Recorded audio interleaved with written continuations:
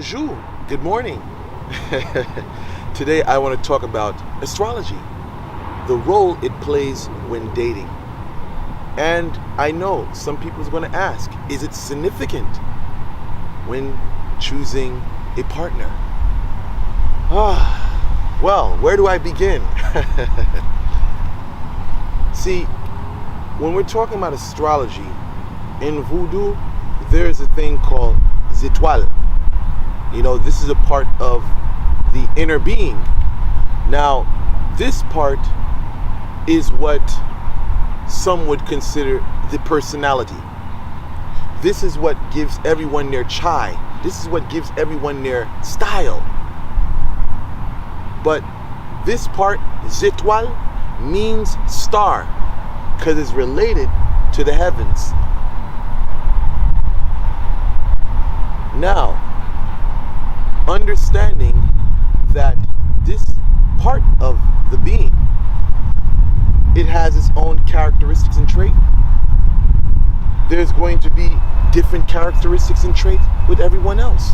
When a person's birthed into existence, the moment they come out, it is though a picture is snapped.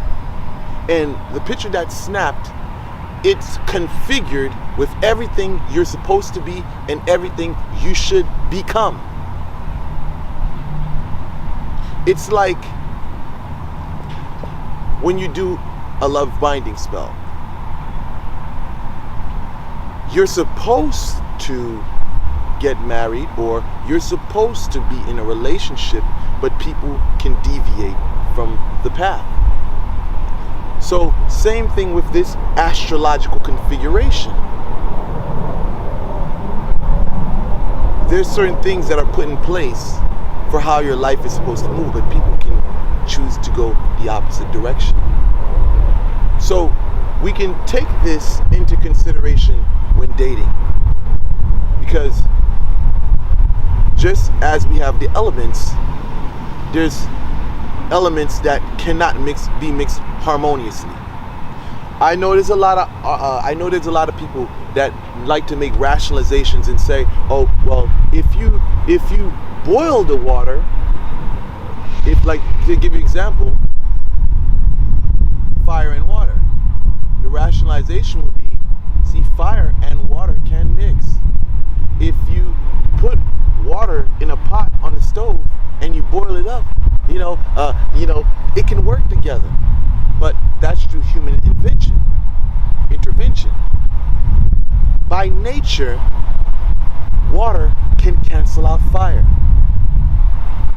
There's just certain elements that are by nature not harmoniously compatible. There can be a buffer in between them, but by nature, fire and water don't mix.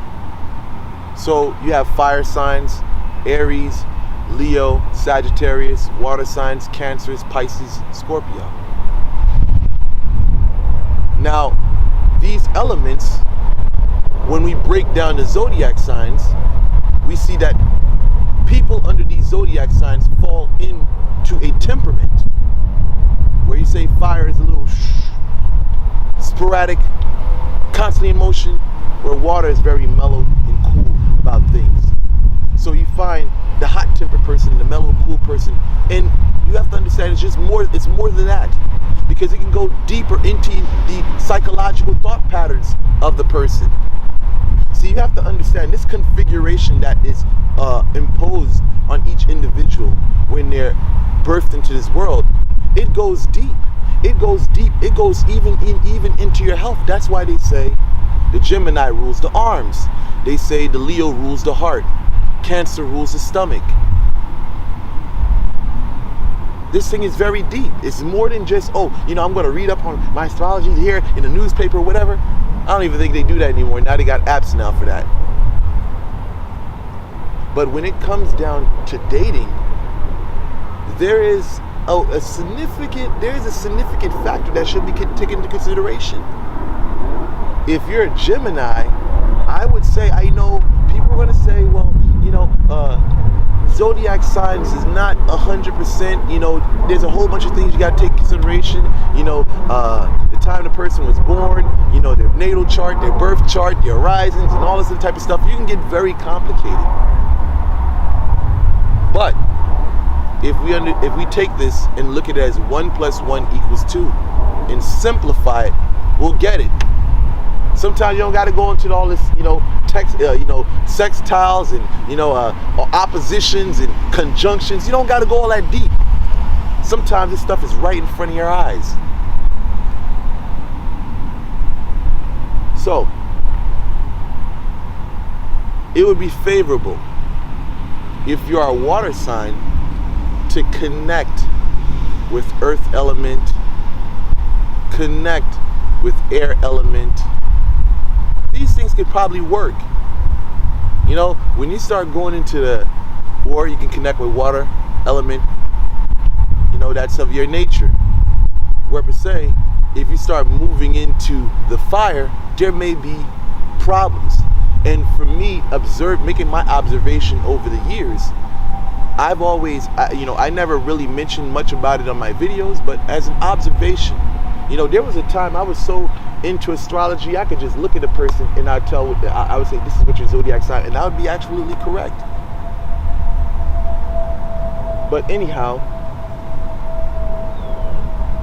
when you're of certain elements, I recommend that if you're going to date, sometimes it's good to ask what a person's zodiac sign is, because that can dictate the current. Because you can get someone that is of a zodiac sign or element that's far from what you're compatible with, and now y'all get together. It's just you guys don't see eye to eye. Arguments, fights. You know, fights. I understand. People are going to be like, there's a whole bunch of things that, you know, a person can look into, you know, when they're doing astrology. But in the practical world, not looking at a chart that somebody writes or, you know, mathematical configurations. I'm talking about real life experiences. There's a lot of astrologers that don't have any real life experience. All they just do is jot things down on a piece of paper, and they don't have the one-on-one experience. All they can do is just look at what they see in books, just like those astrologers. They're just like those tarot card readers that read books to find out what certain tarot cards mean. There is a spiritual astrologer and there is a spiritual astrologer. Excuse me. There is a spiritual tarot card reader and there is a spiritual astrologer. So, when we're talking about compatibility in relationships and applying the zodiac knowledge, it's best to try to look out for the individual that matches with your zodiac. You know, like elements, earth can match with water, earth elements, Capricorn, Taurus, Virgos, they can match with fire elements, they can match with water.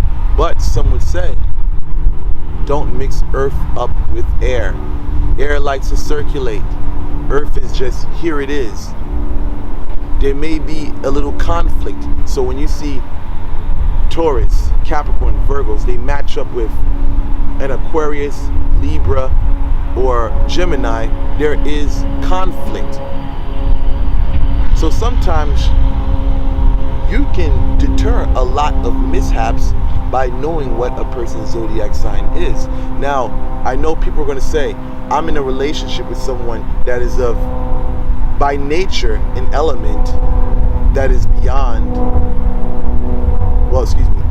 I'm in a relationship presently with someone that is not a harmonious zodiac configuration such as myself, you know, whatever. But the thing is, we can't say wholeheartedly 100% that this is what it is, it's an exact science. But what we see over time is that in many situations, we tend to find that people of the opposite, you know, or zodiac signs that are not compatible, they tend to fall off.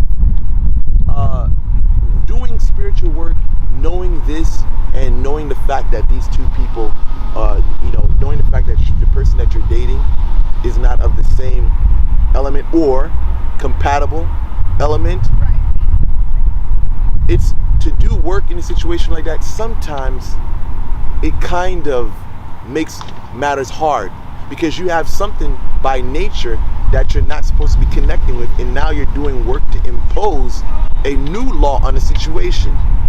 Now, in situations like this, if a person wants to make a change,